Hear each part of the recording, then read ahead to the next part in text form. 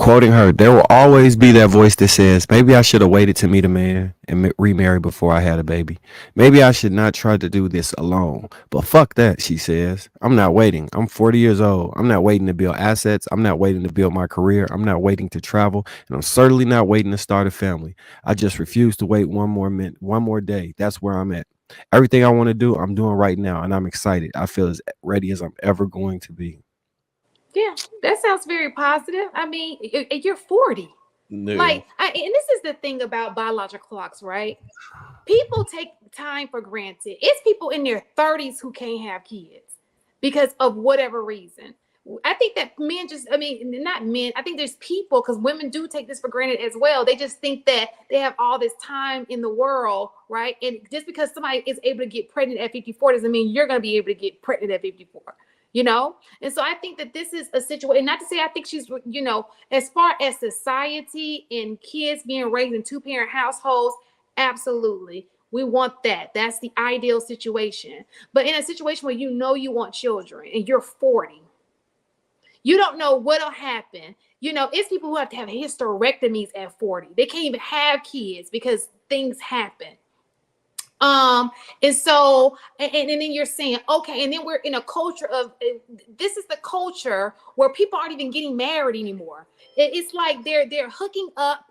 Nobody's committing. People don't even believe in marriage. So what is a girl to do if she wants to have children? It's just like it's natural for men to want to have sex. It's natural for women to want to be mothers. So go ahead. Go ahead and finish.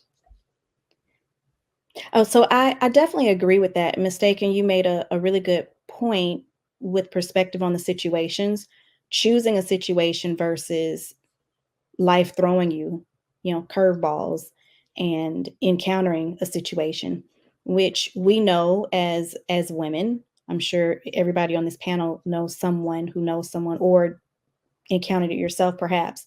But when you encounter a situation and life throws you a curveball, sometimes there comes depression with that. There comes sorrow, other emotions that aren't exactly positive. And to your point, choosing a situation where this is what I want. I'm going in the situation knowing this is the situation. I'm going to prepare to be the best mother that I can be and provide for my child the best that I can be.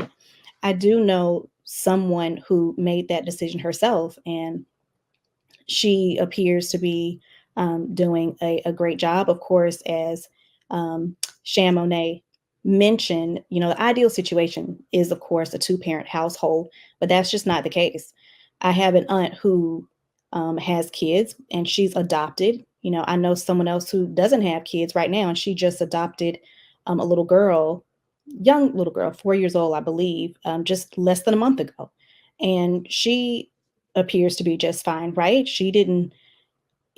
She's, I think, 44 years old. Let's just be honest. She's not been 44 and just found a whole lot of people. She's never been married, and she just has not encountered, I guess, a situation where it's mutually beneficial and they married. So she decided to adopt. Is she any different than that person?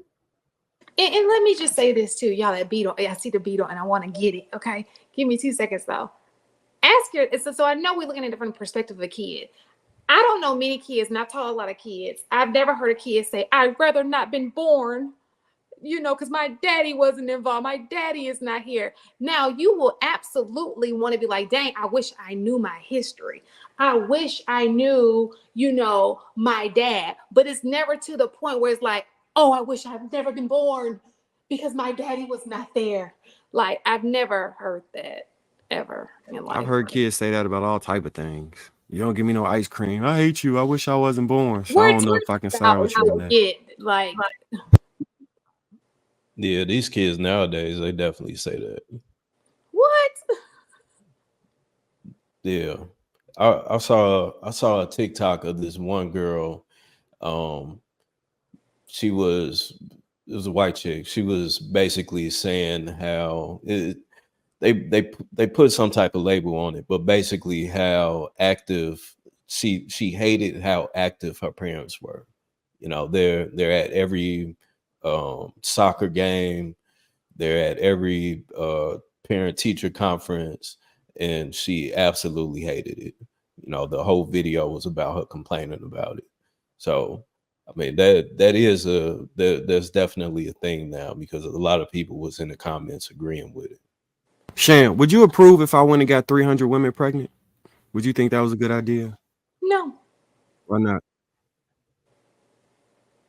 it's tacky. You wouldn't be able to be a father to 300 people. But fathers don't matter because they can just raise the people by themselves, like Ebony. Wouldn't that be the ideal thing? Because we set the precedent that it's okay to intentionally make single moms. Why men can't do that same thing? Well, they do. Some of them.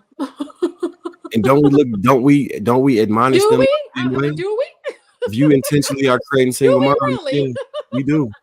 We do. I think some of us do, but if we were hard knocked on it, then it wasn't happening. I think most people do, and there's a large level of shame, similar to the level of shame she's receiving right now, with the added element because she intentionally did it.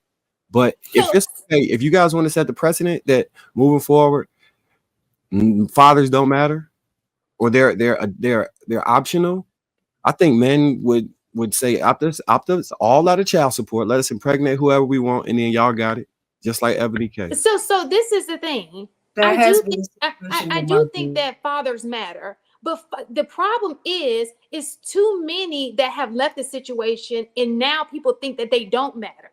You understand? So when you leave people, it's kind of like you have a kid, right? And they fending for themselves, and you see more and more kids fending for themselves. They don't have parents. It's gonna start being like, oh well, I can do it because these kids. It's so many people who have done it. It becomes a new norm, right? It's not because it's right. It's just because people see people doing it all the time. We're not saying that what she's doing right. We're just saying, look at the entire situation. It's people doing this all the time. So, okay, she marries the bus driver. Who's to say he stay? Y'all assuming all bus drivers are these stand-up guys. You know what I'm saying? So what I'm saying to you is, we have a 70% of Black kids, right, are being born into single parenthood households. Men control marriage, women control sex.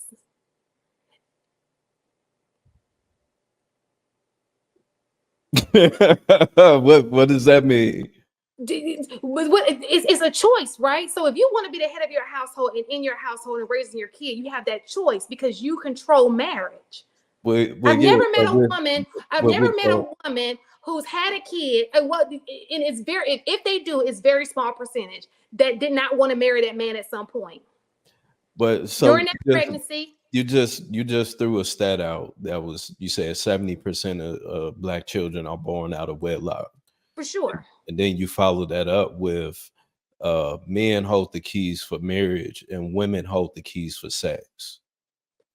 Right. So what I'm saying to you is, but okay, let me add something else to that. Who holds the key to the sperm?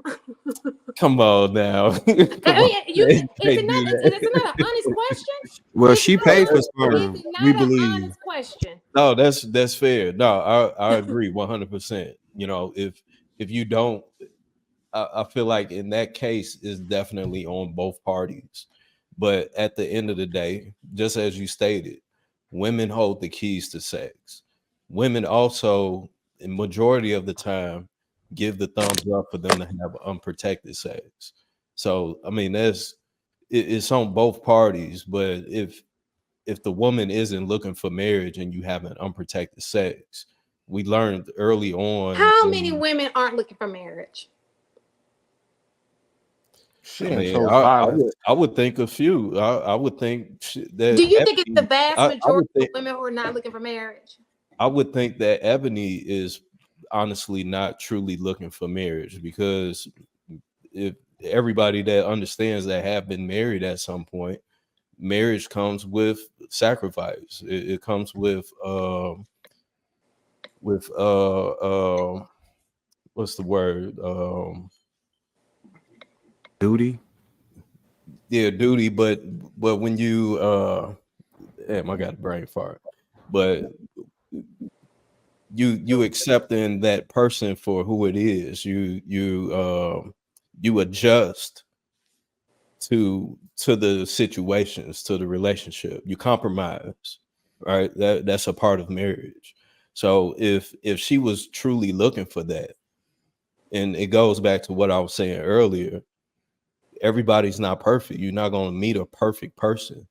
But if you're out looking for marriage, if you want to be married, then you're going to find the most compatible person that'll fit that.